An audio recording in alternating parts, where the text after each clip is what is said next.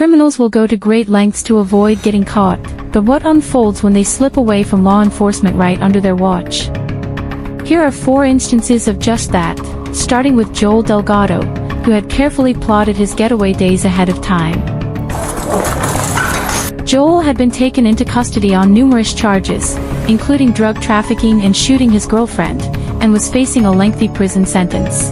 However, following his latest arrest, he claimed to be seriously hurt, leading officers to bring him to court in a wheelchair.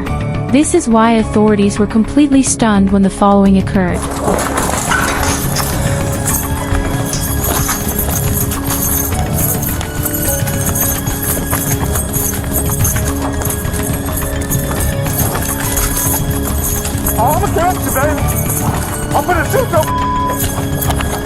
For someone restricted to a wheelchair, Joel sure could move.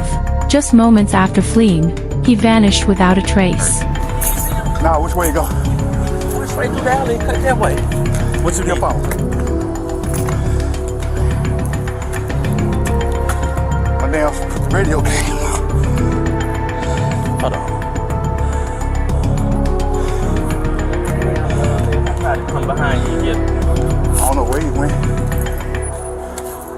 Hey, Hook. The wheelchair dude got up and ran. Yeah. I couldn't catch his ass. And my radio was in the boat. I had my camera on that.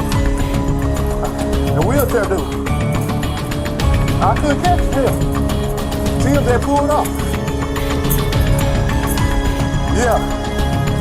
I can't even remember his name. He on the road.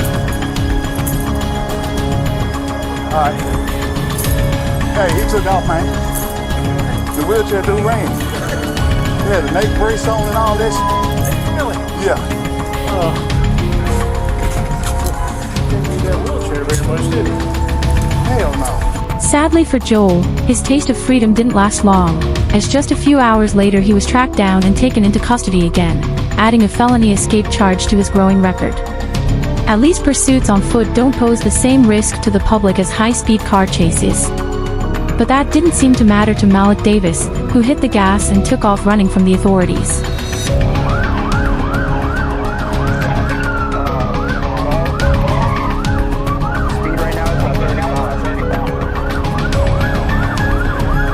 Authorities reported that the pursuit started after they heard several gunshots coming from the vehicle, but when they signaled him to stop, the driver instantly took off on foot. Everything seemed to be going his way for a bit, until he made a critical error.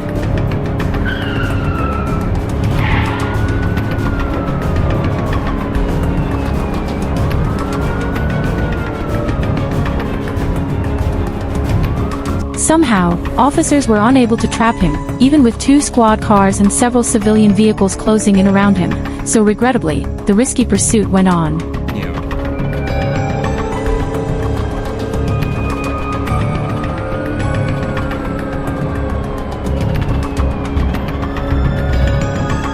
The Pontiac committed several blunders within the initial minutes of the pursuit, crashing into multiple civilian cars and even a police cruiser, yet officers still couldn't halt him. The suspect then took the chase onto the highway, where he spent 10 minutes darting through traffic.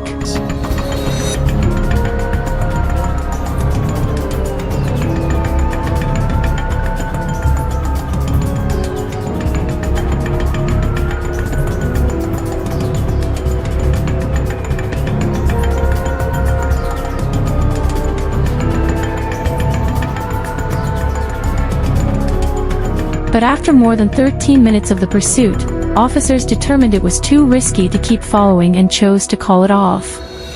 This kind of decision is typically made when it's clear the suspect is endangering the public. If police stop chasing, the driver will likely ease off and begin driving more cautiously. This pursuit could have ended much sooner, but the officers just didn't have the necessary driving skills. However, the next chase features near-flawless maneuvering by law enforcement. Yet it was complicated by something almost no one could have anticipated. This suspect managed to flee in a stolen police cruiser but was apprehended far sooner than he imagined. One officer used all his training and swiftly forced the vehicle off the road.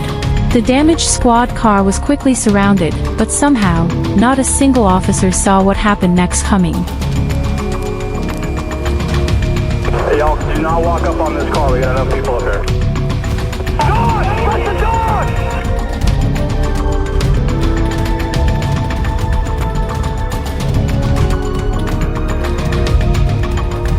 He's on the move with Unit Coco K9 and 4 going north on 95.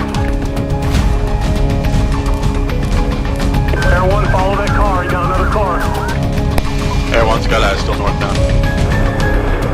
Amazingly, he managed to break free from the initial wrecked patrol car and seize control of another one before hitting the gas and taking off from the scene yet again. And the other vehicle deal with them block your door.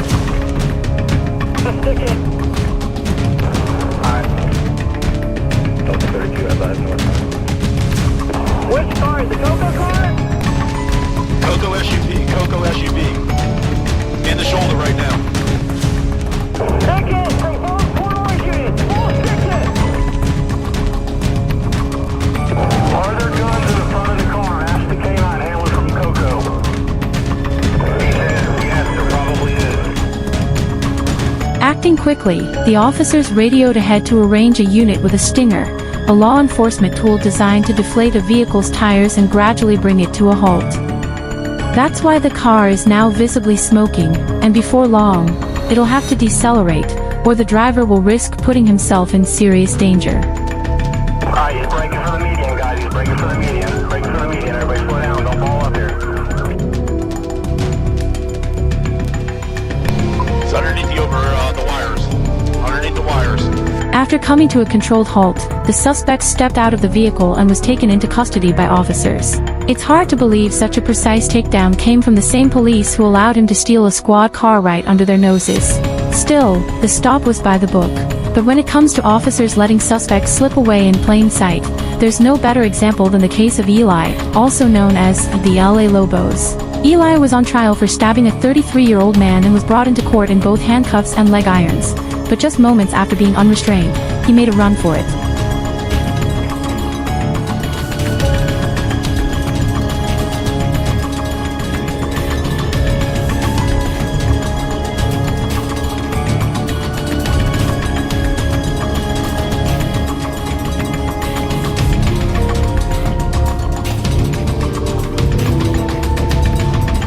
Somehow, Eli was able to sprint from one end of the courthouse to the other without being stopped and slipped out through a rear exit.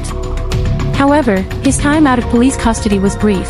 After just a 2-hour manhunt, he was discovered hiding inside the closet of an apartment he had been spotted breaking into. In addition to the original murder charge, Eli was also slapped with 2 more charges: burglary and second-degree escape.